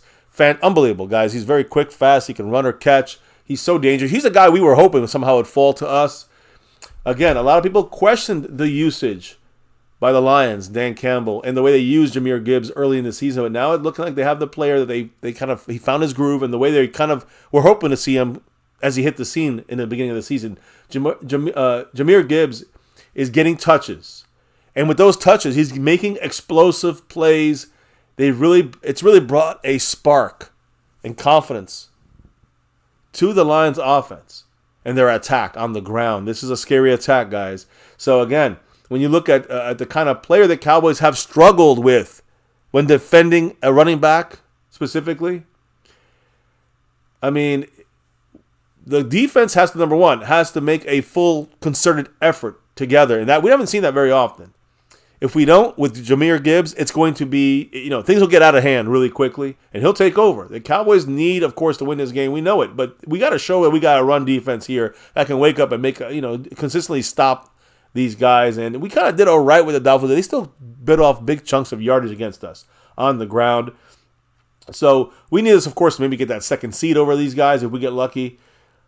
It's not going to be an easy matchup for the Cowboys' run defense, and Jahmyr Gibbs, to me, is one of the dominant players, one of the dominant athletes in this game. So when I look at how we had to stop these guys, it's about the linebackers. Of course, there's no Hankins, which is a major miss. Mozzie's going to have to play well, but he's playing against a very good offensive line. And center Frank Ragnow, he's going to be somebody that, he's a veteran. He knows what he's doing. Jonah Jackson and Graham Glasgow, both these guys are solid guards. And they're getting older guys. Taylor Decker and Penei Sewell, of course, the best guy on their line. These guys are going to be run blocking third best in the NFL. And they're going to lead it with a quick guy like Jahmyr Gibbs. They're going to lead it with their main running back, David Montgomery. The other guy we got to kind of fear here, number 5. Damone Clark, Marquise Bell, and the rest of the Cowboy run defense, whether it's Damian Wilson or Jaron Curse, any of these guys, they're going to be run support, whatever it may be. The Cowboy run defense, and specifically the linebackers, Damone Clark and Marquise Bell, have their work cut out for themselves against these Detroit Lions running backs. Third best in the league. Their rushing attack is fantastic. They have a great dynamic duel between both these guys. One of the best running back 1-2 punches in the NFL this year. All right?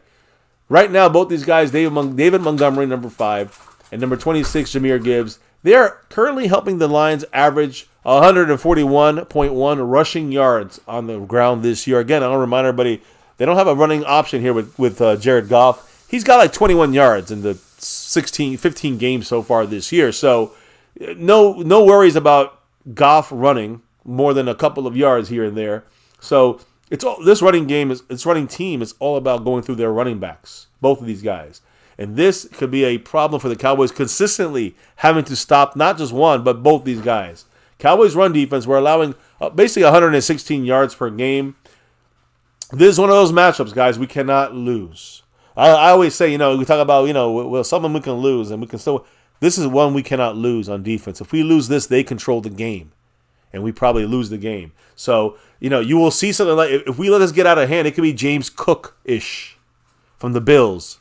We got to make sure we slow down both these guys. Gibbs, the rookie, he's dangerous. Montgomery is their main guy, but they're going to have both each 1,000 yards this year rushing. I think Gibbs is like 125 yards away, and Montgomery's like 70 yards away, guys. They're both going to hit it probably this year. If we don't do anything about it, they definitely will hit it. Maybe this fucking game, knowing our Cowboys. So we got to be very careful. Cannot let them get crazy loose out there, those two guys.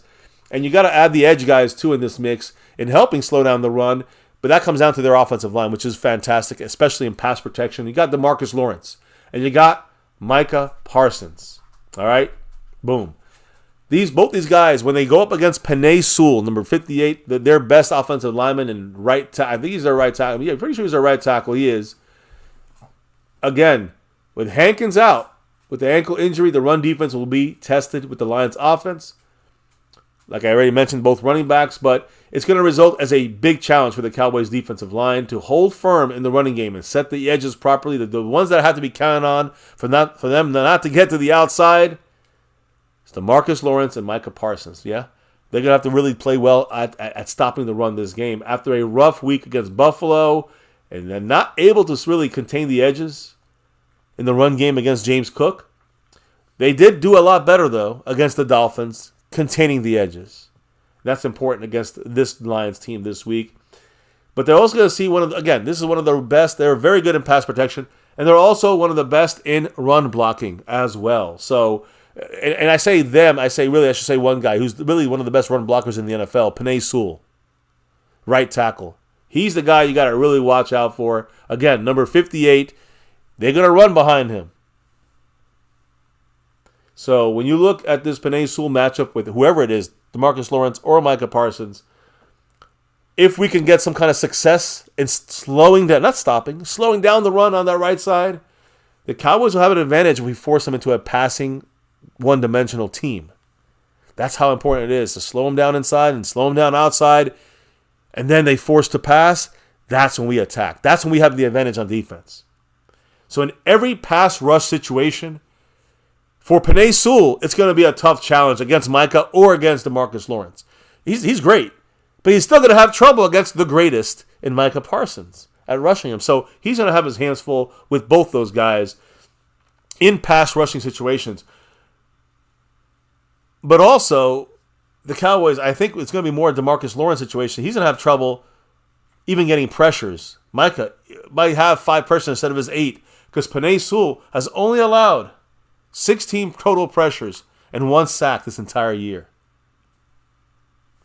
I mean, obviously that's very impressive. Yeah, I mean, that is a solid right tackle in the run game and in the pass game. That's going to be a key for the Cowboys to try to overcome when you get to the passing side of things, the pass rush. So it will be increasingly important for the Cowboys' edge pass rushers, Micah Parsons and DeMarcus Lawrence, after slowing down the run, to get their face on the edge and try to create pressure when they're up against Penei Sewell, one of the best right tackles in the NFL. So that obviously is an interesting key that they might win. You know, when you look at the overall numbers, the consistency of what we need to do on that side of things. But we got to win the run stop at least. The player we got to watch if they start throwing the ball. The player we got to watch is in the air, and you see him right there, Mr. St. Brown, Amon-Ra St. Brown, number 14. This guy here, who's their slot receiver, guys, keep it in mind, he's going to play the CeeDee Lamb role full time. Short guy, quick, explosive, number 14. He's turned himself into one of the best young wide receivers in the NFL. I'm going to talk about what we need to do to stop him in a minute. Because first, Marco Sepien is setting it up here with that 5 on it. Woo! Thank you, Mark. Appreciate you. With the $5 holler, he said, Mr. MCF, you have stats on the defensive run D. Is it good because of low yards per average, or is it low because everyone passes on them? It's low because no way we can lose this game. Orale. Well, I mean, we're talking about the run defense here. Or I'm sorry, what was the question? Yeah, he said, Mr. MCF, you have stats on the defensive run. Yeah, on the lines. On Detroit's run D. That was on the other side. Is it good because of a... Okay. Yeah, no, I was going to say, I just wanted to know which side of the ball he was talking about. So, yeah, because we're talking the Cowboy defense and the run stop. I don't get confused. But the Lions' run defense is ranked 4th in the NFL. And the reason is because they're good. Not because the teams pass on them more than run. Now... Like, even accounting for that, you can still tell who's a good or better run team or not. A run defensive team. Yeah, with someone like Aiden Hutchinson, he's a master at stopping the run. I mean, just him being on your team helps everyone stop the run a lot better. And that is the key. That is why we talked about him so much this week. And not just about the pass rate. He got 6 sacks.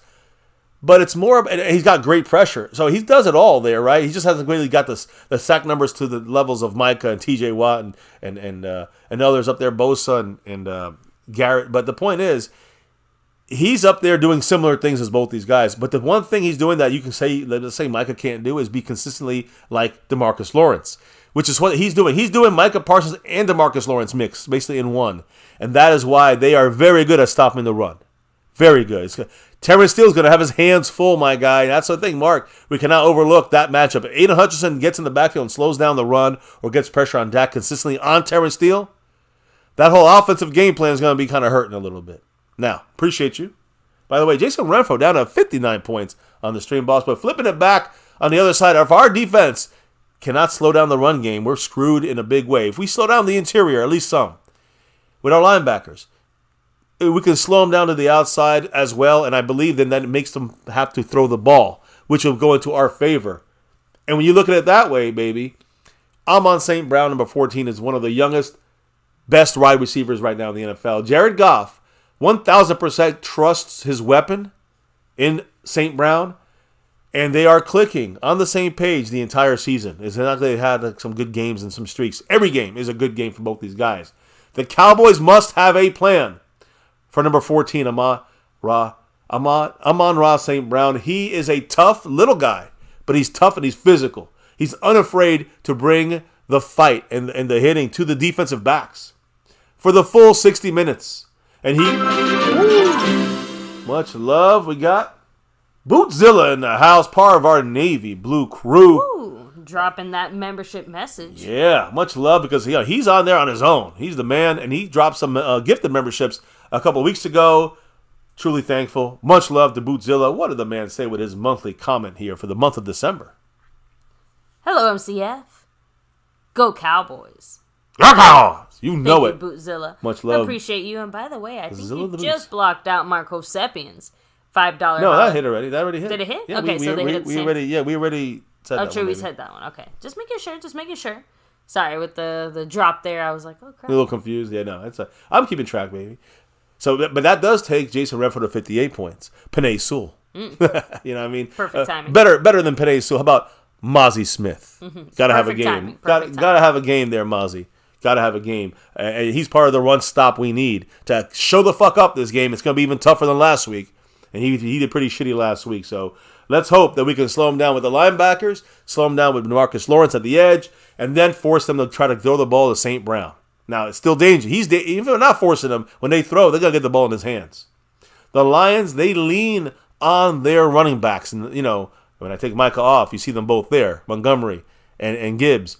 But if we can slow them down a little bit, right? And even if we don't, they still go a lot. They lean a lot on the running backs. But St. Brown is one of their biggest playmakers. And they will find a way to get him involved early and often in this game. So Micah and the rest of the defense got to do their job. But we got to have a coverage situation here when it comes to what the plan is to kind of corral St. Brown. So that's why I kind of looked into this. I said, you know what? It's the guy that we always have to kind of bring, and that's DaRon Bland. DaRon Bland's got to show up in this game. We know about, Stephon Gilmore. Of course, he will be in the mix. This is about Dan Quinn getting the right guys matched up. So who's the best matchup maybe here? What maybe the matchup we'll see a lot is DaRon Bland against number 14, Amon-Ra St. Brown. Third year, I said second year. He's a third year receiver. He's in his third year, and he's having another huge season. Favorite target for Jared Goff.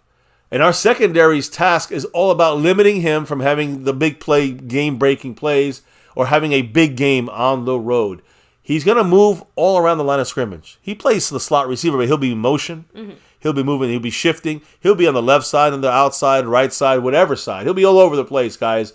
Lines in the slot, lines on the outside or on the boundary, which forces each Cowboy cornerback to line up opposite. This basically causes each Cowboy cornerback to line up opposite of him in any specific kind of snap. You really can't have him followed or anything like that. When he's lined up opposite of DaRon Bland, there's an opportunity there to see two young players, two rising stars really battle it out there in coverage, or in, trying to get open from coverage there. Either way, DaRon Bland's going to have to show his improvements now. He's been showing them all year, but he's kind of tapered off a little bit. Had a couple of bad games. He's going to have to get back on this one because if they start targeting St. Brown and Bland sleeping, it's going to hurt us like he did against Terry McLaurin. So Bland's going to, and against DK Metcalf. So although this is a different matchup, he's physical, but he's smaller.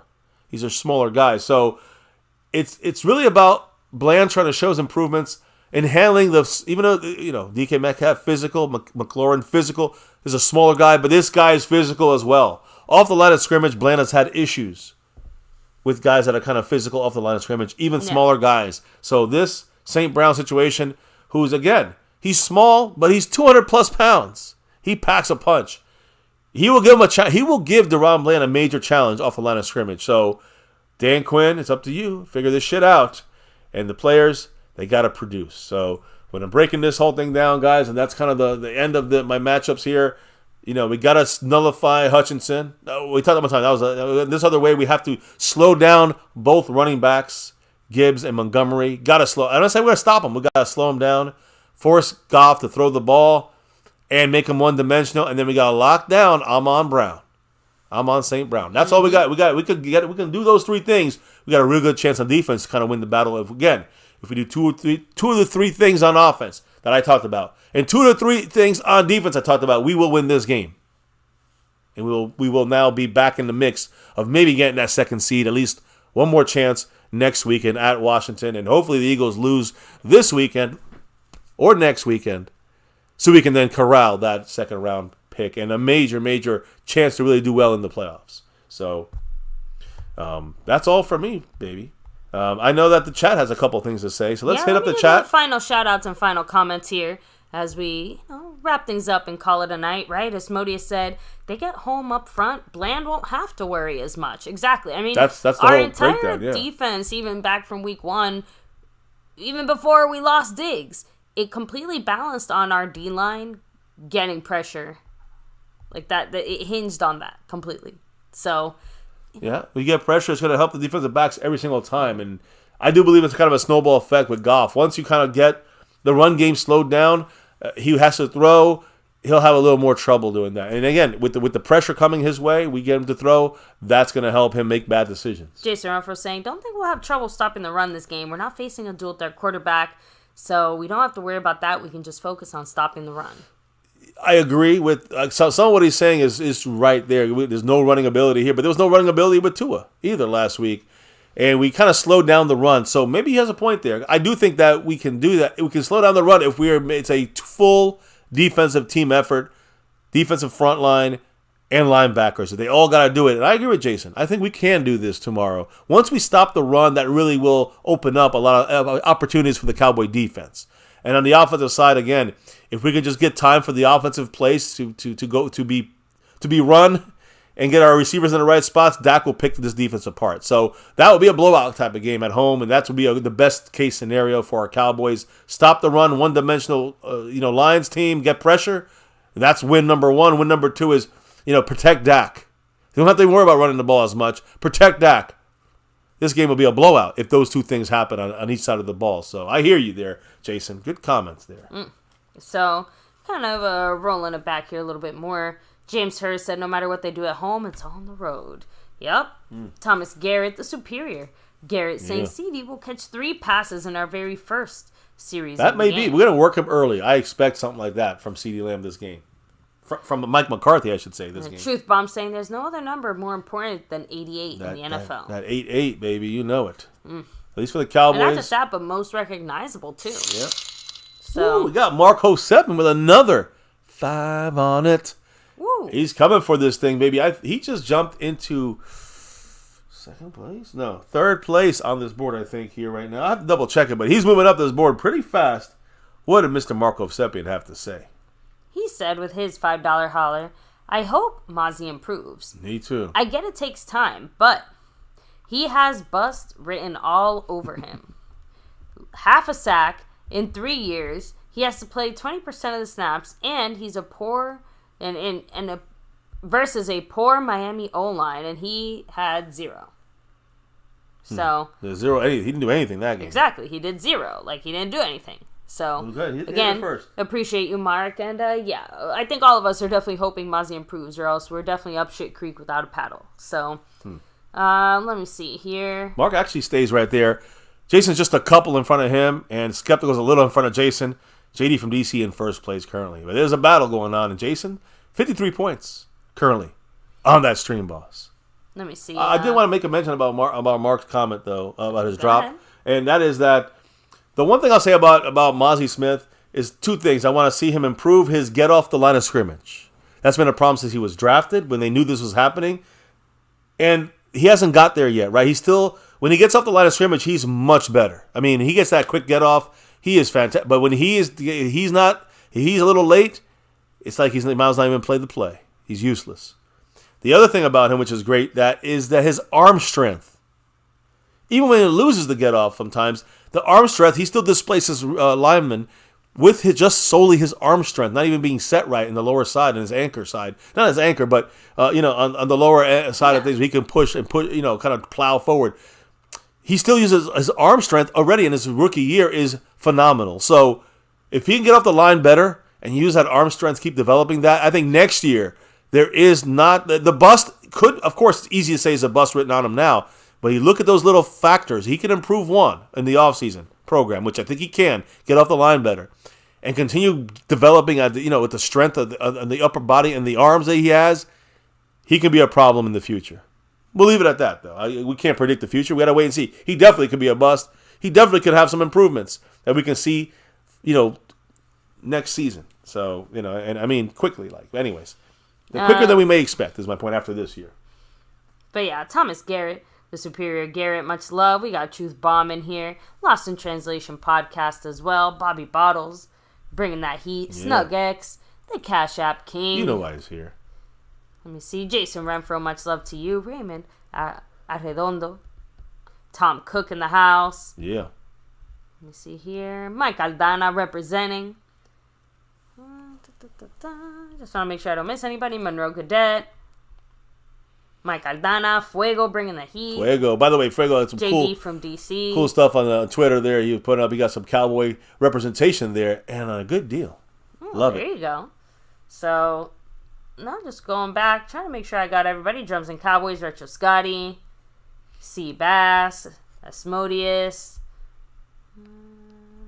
As far back as it lets me go. Let me come back down. I think that's everybody here. Yeah, I want to make sure we shout out one more time before we close it out. We got 2 days to go, guys. Saturday, Sunday, but of course tomorrow's game day.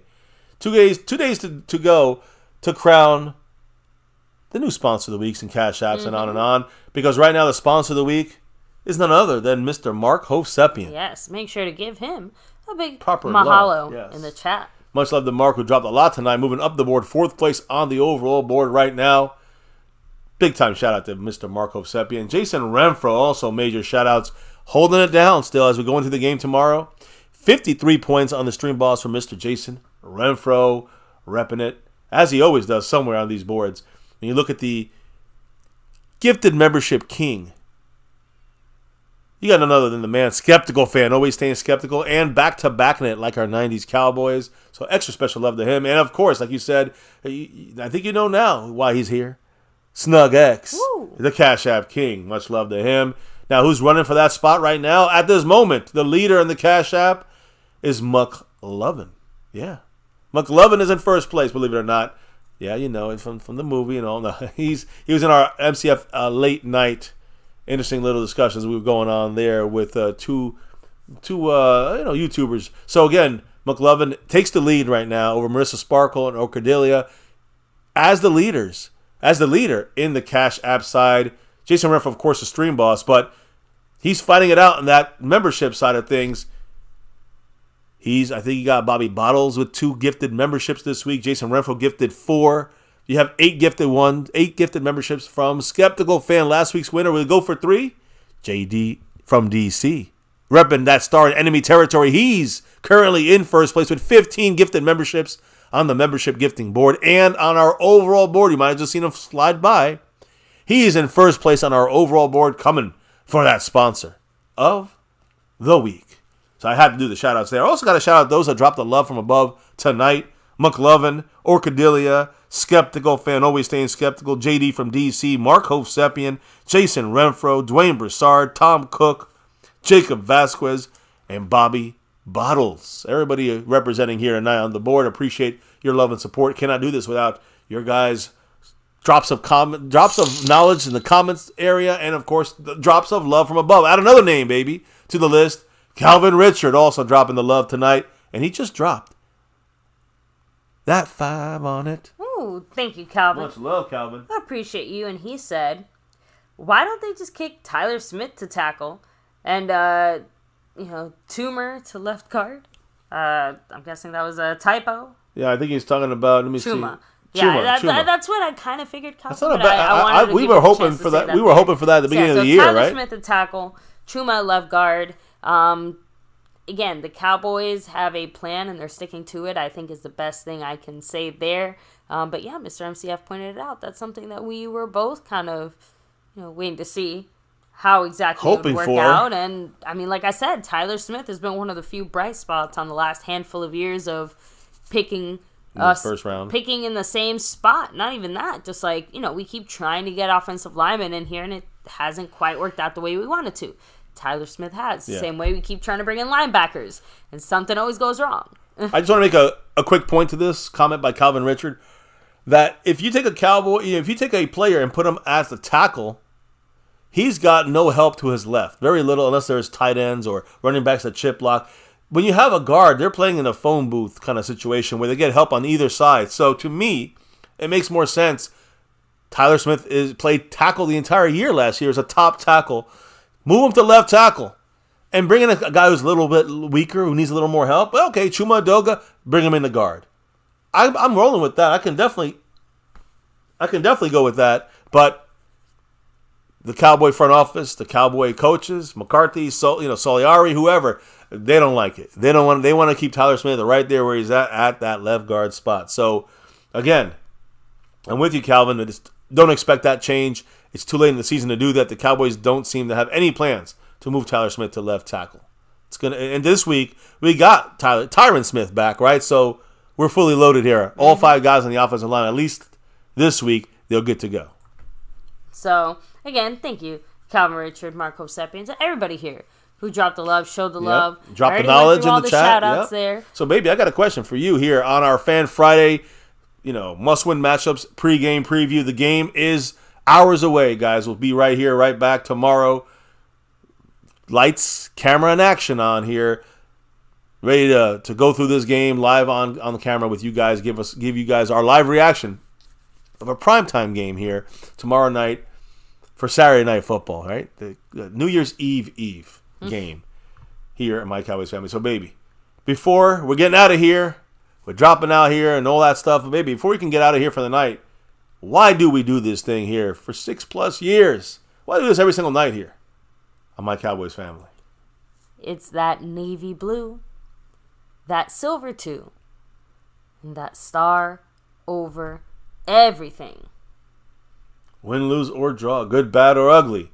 Here on this channel, you can see in our shirts and you hear in our voices, we always rep that star over everything. Here for 6 years and 6.5 years plus on YouTube, doing this thing here called My Cowboys Family. Appreciate everybody along for the ride. Almost 30,000 family members here that subscribe to us.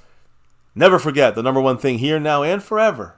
As always, go Cowboys. Let's get that 6 and beyond. Thank you all for dropping in here, dropping your knowledge in the chat all night long.